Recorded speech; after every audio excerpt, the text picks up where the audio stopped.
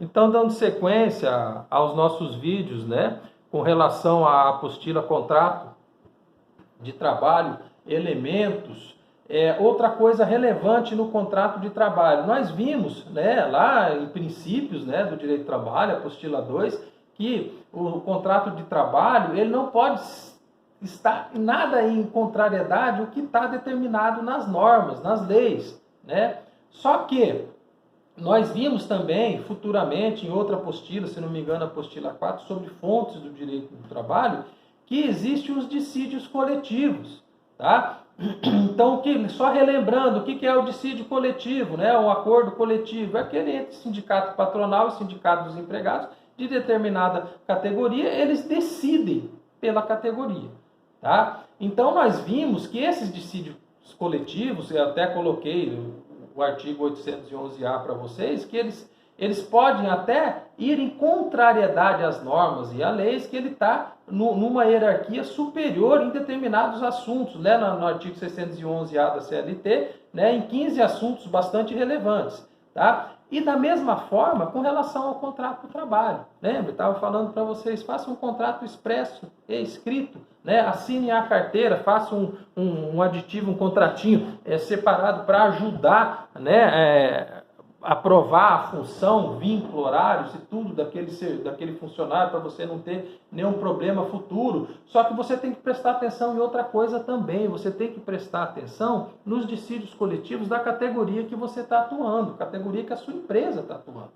Tá? Você vai ver perante os dissídios coletivos que eles vão, de alguma forma ou outra, todo ano ele renovar, ou a cada determinado tempo, eles vão renovar, tá? Aqueles acordos ali com relação à jornada de trabalho, por exemplo, né? Com banco de horas, como nós vamos estudar mais à frente, né? Com jornadas 12, 36, né? Que não é 8 diárias, correto, que é muito direto, que é muito usado, por exemplo, nas empresas de segurança, né? Coloquei vários, pacto de jornada de trabalho, né? Adesão a programa de seguro-emprego, regulamento empresarial, né? Representando trabalhadores no local de trabalho, mudança em teletrabalho ou trabalho intermitente, aqueles tipos de relação de emprego e trabalho que nós vimos na apostila passada, troca de dia de feriado, enquadramento, qual é o grau de insalubridade e assim por diante. Os dissídios coletivos, eles determinam muitos assuntos importantes. Então, aquele contrato de trabalho que você fez com o seu funcionário, às vezes, ele não está, né? Ele não está de acordo ao dissídio coletivo, e ele tem que estar em acordo com o dissídio coletivo, tá? O que o funcionário ele vai realizar na empresa, horas, jornadas e assim outros assuntos também, tem que estar de acordo aos dissídios coletivos. Mas como que eu vou saber, professor, sobre esses dissídios coletivos? É só estar em contato com o sindicato, tá? O sindicato de vocês, o sindicato patronal, né? ou associação representante, né? Comércio, CDL, né? Sindicato de indústrias, sindicato não sei do que, né? Você tem que estar sempre em contato com o site, com as notícias desses sindicatos, para você saber o que foi o que foi resolvido nesse acordo coletivo, ou, né, se tem um departamento jurídico, né, dentro da empresa que você trabalha, você pede para a empresa que você trabalha dar uma olhada, porque a convenção coletiva ela é